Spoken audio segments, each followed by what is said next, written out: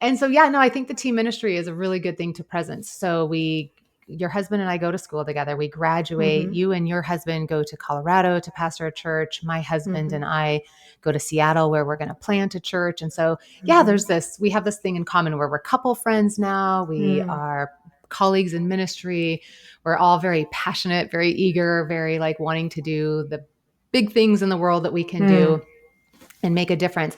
And that's an important backdrop because a year and a half forward into this situation, I ended up having an affair. I ended up, Mm-hmm. it's still hard words to say all these years later because it's so not something Yeah. I'm proud of. It's something I struggled with. I fell in love with the pastor who I was assigned to work with in Seattle.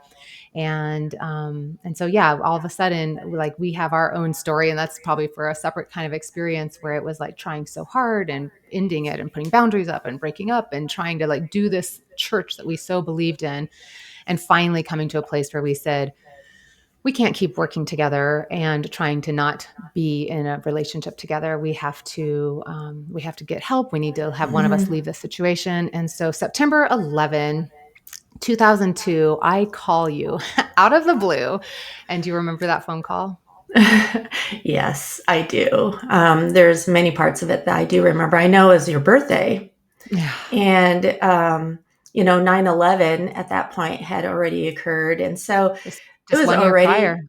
That's right. So already it was probably not a normal birthday, and then you Mhm. add this on top of it. So here it is, like I'm getting ready to say happy birthday, Shasta, and all these great things, and then you were able to share basically what happened. And right now you it was just, I was shocked. I would have to Mhm. say, like, a lot of shock came into my soul. Looking back, I would have to just share that there might have been some inkling of, wow, okay, that particular conversation, that particular time makes a little more sense now. Mm. But yeah, it was a hard conversation to say, and I don't even remember how it ended. Just, it was not that long of a conversation, quite frankly. I kind of felt No. like, No, yeah. I was so yeah, to give some context to that, it was maybe 2 days prior to that, maybe a week prior to that, the Greg, he was my colleague in ministry at the time, and he's now my husband.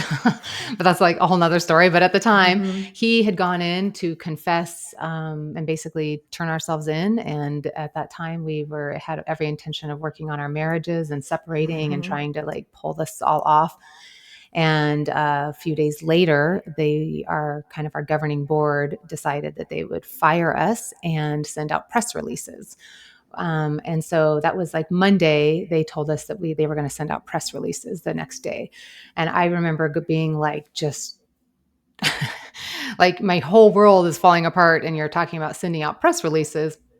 And we begged for the opportunity to be able to stand in front of our congregation and tell them ourselves, and for the Hmm. opportunity to call some of our friends and family and tell them ourselves. So they gave us 36 hours or something like that. So yeah, Tuesday we basically sent out an email to our entire our church members, and we're like, please come to a meeting tonight. And they all thought it was a surprise party for me too, come to find out, because it was right there that week of my Yes. birthday. And yeah, no, we stood up there, and I just remember bawling and just feeling like such a failure and so much shame, and Mm. just, oh, it was the worst. It was the worst. And then the next day, I had a ticking clock. So it was like anybody I wanted to know about it from me, I needed to call. So yeah, you were on the list, but I just remember I just went numb that day. I think I just was like, Hmm. I think I was just trying to make phone calls, and just, that's the worst thing to have to do, where you're just like, I don't have time to give the whole story. I feel like I've hidden this from you. I feel terrible. And Hmm. yeah. And you had been out to visit me probably 3 or 4 months prior. Yes, I I remember remember you that. coming.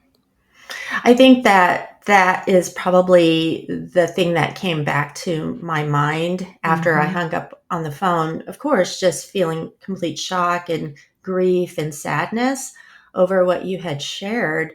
It made me think back of, you were going through something really hard emotionally back then. And being that we were prayer partners and Oh, I felt like we had shared a lot with one another,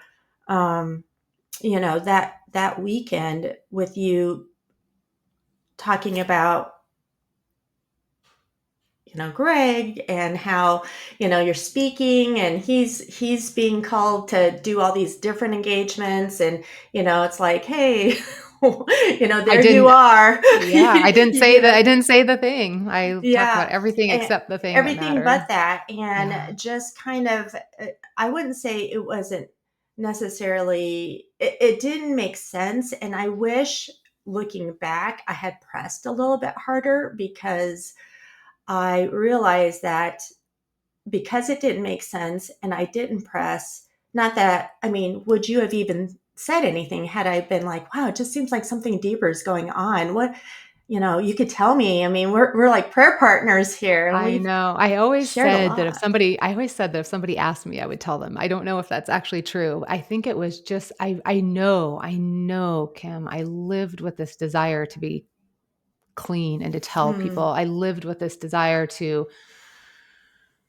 confess it. And I remember thinking at the time, like, oh my goodness, I wish this was a personal problem. I wish I were addicted to mhm. gambling. I wish I had some like some disorder. I wish it was like something that was like super still hard to confess, but it's like when I confess it, it's just me I'm confessing. But when you're in that kind of a thing, I was like, as Yeah. soon as I confess this, I'm confessing somebody else's against their will and against their desire to have it be Mhm. confessed, And I remember thinking through, could I make up somebody? Like, could I get everyone Yeah. to believe it was somebody else other than this other, this other pastor? Yeah. And it was such a terrible situation. But I absolutely, to my core, live with the knowledge that in many ways I betrayed my friendships during that Mm. time.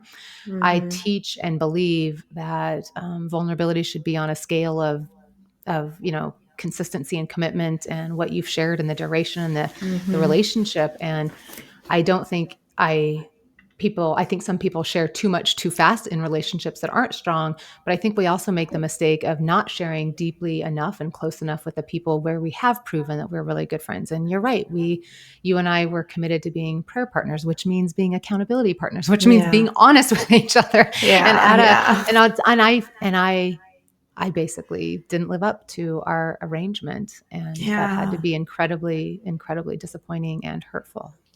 Yeah. I mean, thinking back about that, Shasta, right now, I'm thinking, yeah, I mean, what is a commitment if it's not being followed through? And I Mhm. think initially there was a lot of disappointment in the fact that either it was, I know it was a big thing and that you had to keep this to yourself. Yet at the same time, I'm thinking maybe she didn't trust me enough Mm. to share that information Mhm. with me, knowing that I would so keep that confidential. But it didn't happen. And I think, you know, understanding this fast forward, understanding and looking back, I wonder if we were just a little bit more consistent prior to the affair. And had we put down some boundaries where you and I could say, like, where are the areas that we really struggle? And if Mm. there was any kind of red flag, would we have been able to address it even prior to that Mm. Mm. incident? Mm. And that's where I feel like we both could have probably done better.